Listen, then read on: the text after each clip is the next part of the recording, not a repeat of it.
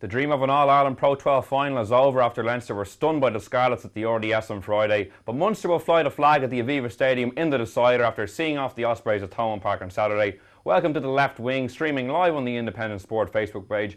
Will Slattery here with Luke Fitzgerald as always. We want to hear from you, so you can get in touch with Luke at LukeFitz11 on Twitter, or even easier, comment under the live stream. And we actually have 2 pairs of tickets to the Pro 12 final to give away to the best comment, so get as many in as you can. I'll also have information later on in the show about another competition for the Pro 12 final, so make sure to stay tuned for that. Luke, it was a bitterly disappointing semi-final for Leinster. You were on the radio talking up their chances, I think, of a 15-point win moments before the game.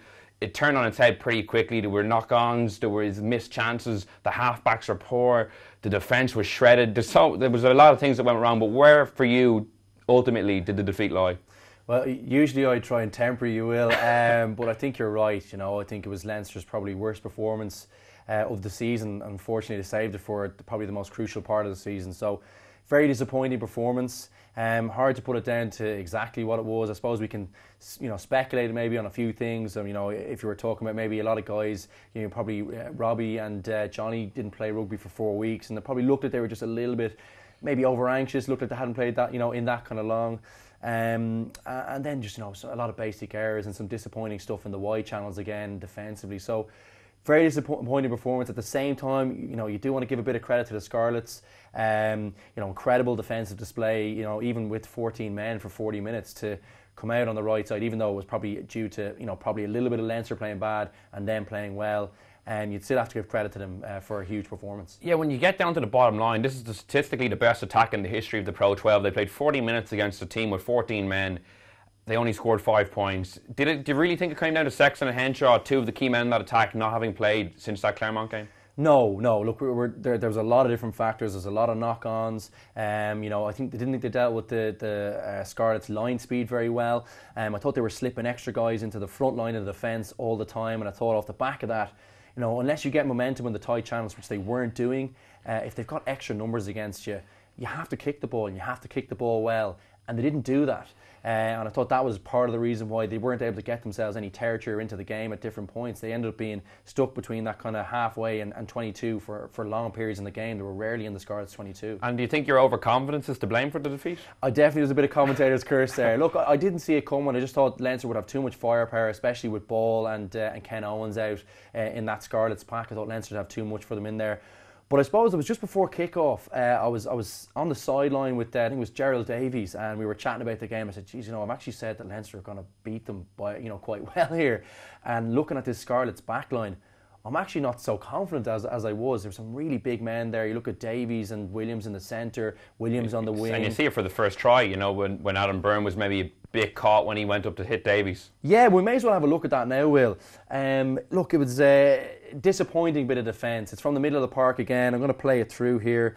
Not much going on. Leinster are set pretty well here. It's off the middle of the park again, and I think they actually have decent numbers here. And what I really like about this is that, aside from the big thing is that you miss a tackle, but they make a really good read here, and it's good to see Adam Byrne having the confidence to do it. It's just, if you look at that, I'm going to go back slightly, just a little bit. Sorry, this is quite hard to do, Will. Oh, no. I'm just going to go back slightly. It's just a little small technique thing from Adam Byrne here that I think, if you look at his hands here, Will, they're way ahead of his body. Once your feet are, far away from contact, that's your power base. That's where you deliver a good blow. And I know he has to go high because he doesn't want him to get an offload because he's left 2 guys on the outside. But you still have to have your feet close to the contact. That's a key part to any tackle. And he gets that wrong here. And off the back of that, against a guy like Jonathan Davies, who's probably 16 and a half, 17 stone, he's a huge man. If your feet aren't in the right position and you're not in a good position to deliver the power, he's just going to slip off you, which is exactly what he does. He gets the hands free just before Jack Conan gets in to save the day, gets it away to Barkley, and it's a lovely bit. I'm just going to pause it just here, Will. It's a lovely bit of play from the Scarlets. But another thing that I think Leinster, there's an area that they're lacking is when teams are making breaks against them. And we've talked about this a few times in the last few weeks. Scramble defence has been a bit of an issue. Yeah, it has been, and I just think, look, I'm being really, really harsh here. But I think, there has to be a little bit better communication. I think Gary, if you look at Gary, he has a hand on Barkley here. He's easily going to catch him. Gary's pace, he's a superb defender. Now, he might get the ball off on the inside, but I just think if I was in this situation with Joey Carberry, and it's being very, very harsh now, just to remind the people out there of that, but I think he should slip onto Steph Evans here. I think Gary Ringrose should be pointing that he has Barkley, and it should be an easy enough fix here, even though he might get the ball still off on the inside and they might get in for the try. I think that would have been a better decision. I'm being very harsh. At the same time, it's a lovely bit of play from the Scarlets, a super finish from Steph Evans, who could have been the villain, but he was the hero for the most part now. Yeah, Peter Golden wants to know what players Munster should look out for in the final. I think you saw a few of them there, like Jonathan Davies. Some of their other big men stood up, like Liam Williams was immense. James Davies, Jonathan's brother, was huge too. Yeah, I think Gareth Davies as well as a guy at 9. He's a fellow I'd be watching for. If you remember back to the quarter-final against England in the World Cup, those positive support lines. So once he's thrown a pass, he doesn't follow the ball, he follows ahead, he tracks ahead. Jameson Gibson Park's brilliant at it. A lot of the Southern Hemisphere scrum halves are brilliant at it. If they make a half break, oftentimes he's the guy who's the link man or ends up getting over for the try. And he's a guy I'd definitely be keeping an eye out for. Yeah, we'll look at one of Davies' support lines in just a moment. But first, another question from Jack. Just 1 second.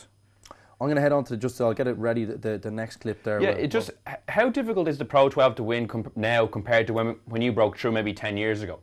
Look, it's a really difficult competition. It's played over the end of the year, to the end of the year. There's a lot of tired bodies, lots of different parts like that, and I think off the back of that, it can be very difficult to rally the troops, especially after what was a pretty devastating loss to Claremont a few weeks ago. So off the back of that, I always think it's a tricky competition. I think Leinster have had a bad history of doing very well in the competition and then not getting over the line. I think maybe 4 out of 9 finals. I was about to say, because Kieran McCann has a good point in, like, how did Leinster only have 4 Pro 12 titles as opposed to maybe 7 or 8? They lost twice to the Ospreys in finals, once to Munster, once to Connacht last season, the first ever home team to lose a semi-final. Because they've been the standout team in the league over the last 7-8 years, but they've had a lot of kind of letdowns in the knockout stages. They have, Will, and it's really hard to put your finger on exactly what that is. I think what I would say is that oftentimes throughout the year, I think Leinster have a really deep squad. I think they have had for a very long time. They've got a conveyor belt of young guys coming in through the Leinster school system. Look at the academy system.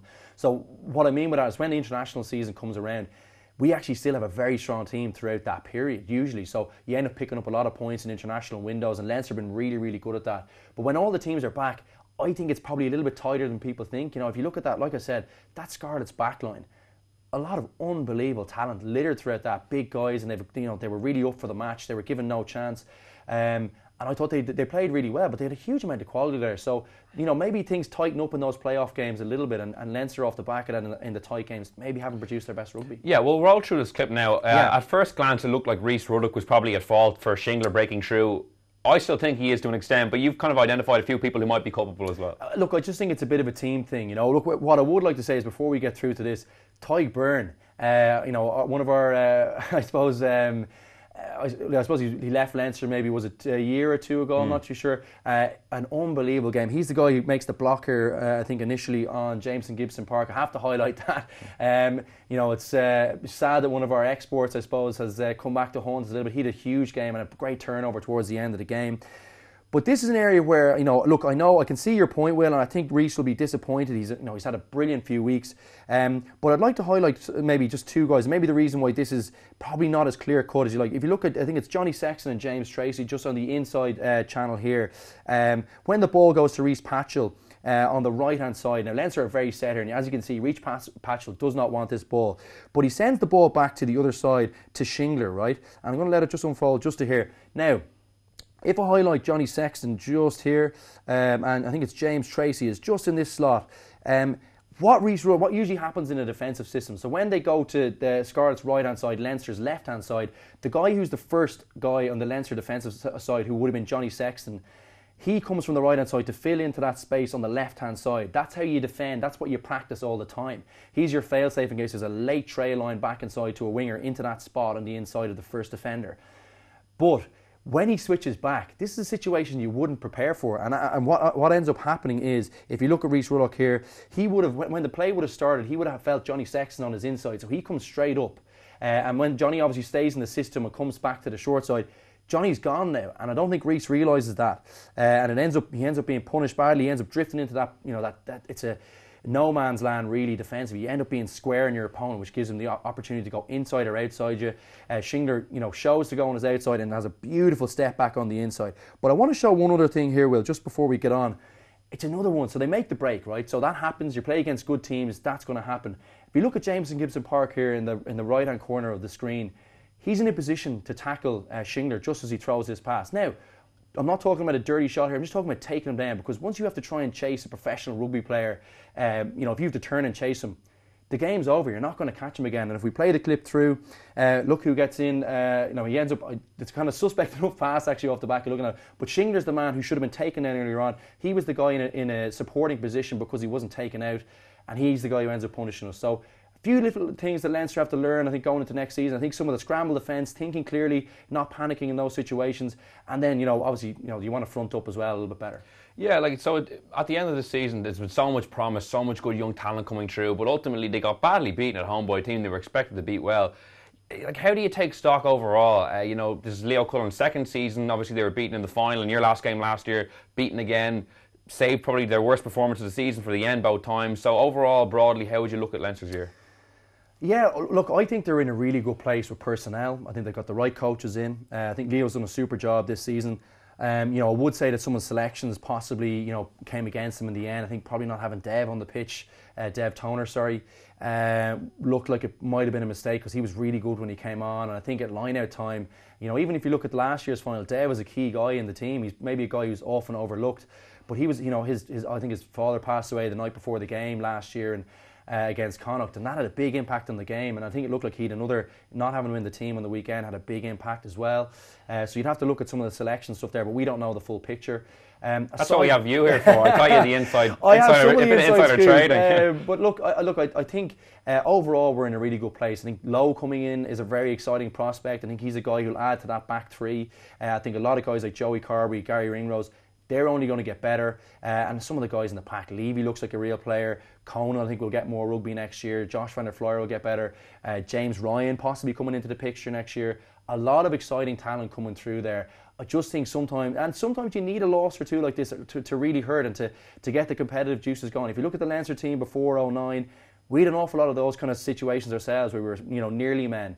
And it took a few of those kind of painful things to get the team to a place where they were really, really hungry to get over the line. So maybe that's something that I think hopefully will benefit us in the long run. Yeah, I'm going to throw a curveball at Luke in just a second, but make sure you get your comments in, because we have 2 pairs of tickets to that final next Saturday to give away. Luke, writing in the Sunday Independent yesterday, Neil Francis really cut the legs out from Leinster, but one comment towards the end I think got a bit of your attention. He was saying that this Leinster team are too concerned with the celebrity, who's going out with who's wearing what, rather than who's winning what. What do you make of that? It was one of the oddest articles I've read, and I actually, do you know what, I find him really funny. Some of Frano's articles are really, really good, and he would have been a guy, a lot of his articles, the Leinster Ladyboys article would have been up in our changing room for quite a while, and he wouldn't be the most popular of figures in the Leinster kind of setup, because he can be very critical at times. But that was really odd to me. I don't even know what relevance it has, to be honest. It's actually a hard question to answer, Will, to be honest. I just thought it was really weird. I think a lot of those guys are really, really focused. I think they'll be hurting badly. I think they've had a really good season. I believe it was a bit of an anomaly of a performance. I think some of the selection things might have had an impact, in terms of not playing Johnny up in Ulster. I don't know whether he was fit or not. We don't know that, but it looked like they hadn't played rugby in a long time. That was really uncharacteristic performance from Johnny. And it could be a good reality check for Leinster's young back row, who gets so much positive press, Levy, Cowan, Van der Fleer, but James Davies really made hay at the breakdown along with Barkley. They had no answer for them, so maybe they have to go back and take stock themselves. Yeah, well, look, I think they'll want to improve, and you'd be worried about guys who aren't hurting after that, who don't feel like they need to improve going into next season, and who don't feel like they have to find a place where they're able to perform better at the higher level. I think this is a great learning curve for them, so hopefully they do learn. And obviously I'm a Leinster man at heart, so I want to see the team do well. Donald Malone is a great question. Hi Luke, are you going to be wearing a Munster jersey on Saturday at the Pro 12 final? Look, I will be under my Leinster jersey. I'm still an Irish man. I still want to see an Irish team win. And I actually have no animosity for Munster. I lived down there for 5 years when I was a kid, so I have lots of friends down there. So I'm hoping that they do the business on the weekend. And we're going to talk them up in just a moment, but first it's time for a competition. Are you rugby's most passionate supporter? Now is your chance to prove it. Enter the Ultimate Fan competition to win a VIP trip to the Guinness Pro 12 final this weekend at the Aviva Stadium. Log on to www.independent.ie/Ultimate Rugby Fan and enter your details. So Luke, obviously Munster were very impressive against the Ospreys. After a kind of a nervy enough opening 10 minutes, they really took control. It's funny the way they scored their first try. We were kind of giving out about the Saracens game, how they the longer it went on, the less it looked like they're going to score. But at the Pro 12 level, it's an asset for them. They're patient and they build through the phases and they make good yardage and they blow teams out of the ruck, and it paid dividend with Saili going over in the corner. Yeah, it was a fortuitous enough end to it, I think. I aligned with some excellent play as well. And Keith Earls was prevalent throughout the game. He had an awful lot of very important touches, even for that special try, I suppose, in the second half. But I'm going to play it on from this point. It's the key guys again. Conor Murray, great to see him back in a red shirt, and hopefully in the other red shirt in the summer as well. Lovely little inside pass. Great bit of footwork from Earlsy to get over the gain line. And Munster are rolling here now. And this is where they've been really strong all season. They maintain the ball for long periods against you, put you under pressure, aggressive carries. And I just think that when they're in this situation, they're very, very hard to stop, especially at league level. I think against Saracens it requires a little bit more. And that's kind of why I brought this clip up, Will. I look at another great clean-up, Peter O'Mahony prevalent again. But I really like this. Niall Scannell, your hooker, one of your forwards. It's something that we talked about against Saracens that I thought they could have done better.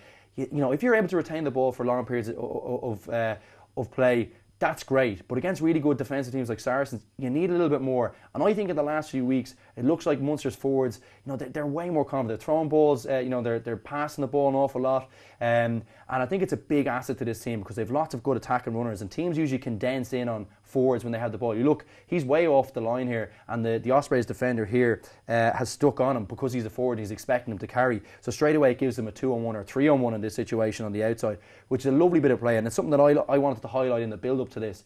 Aside from a beautiful bit of play from Keith Earls to keep Scannell in, nice clever bit of play from him.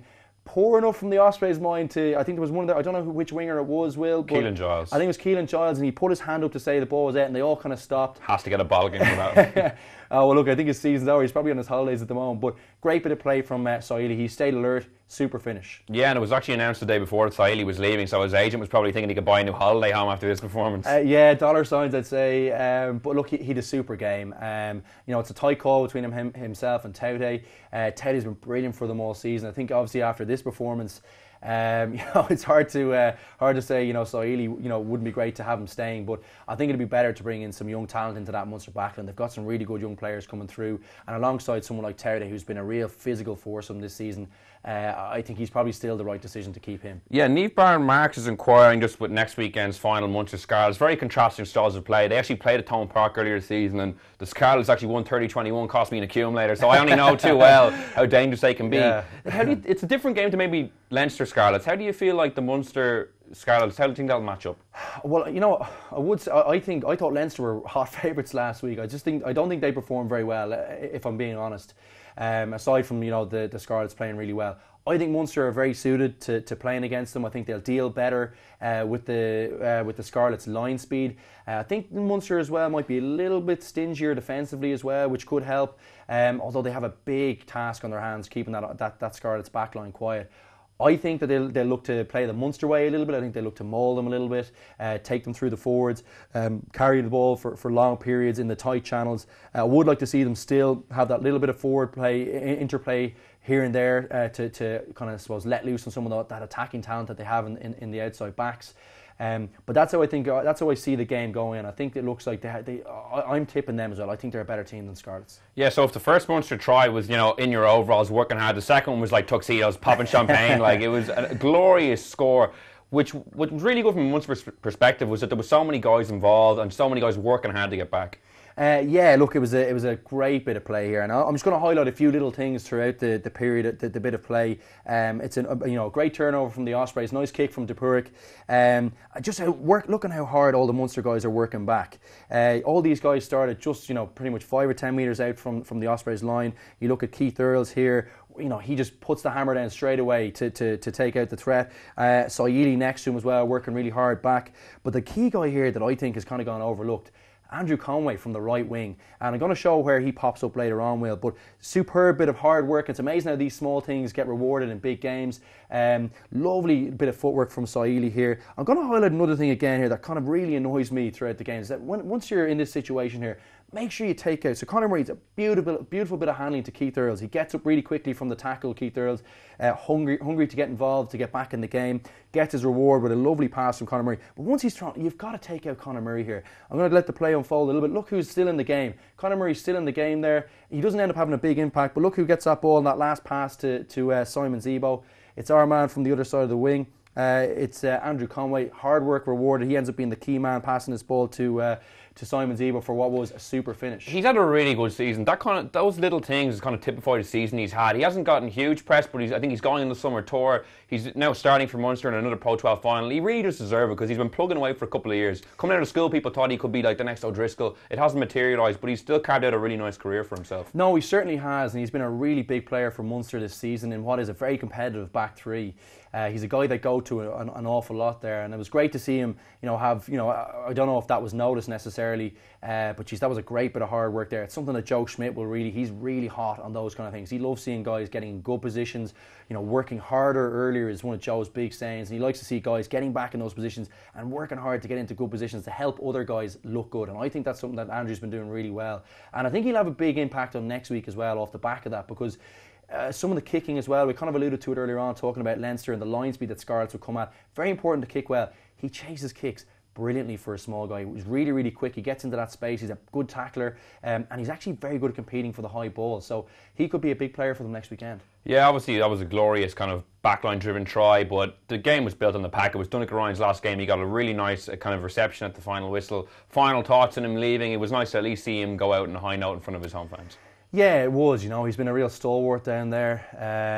He's a guy who works really, really hard all the time. Very honest player, having a brilliant season. It was good to see him get back in the Irish team as well towards the end of the competition.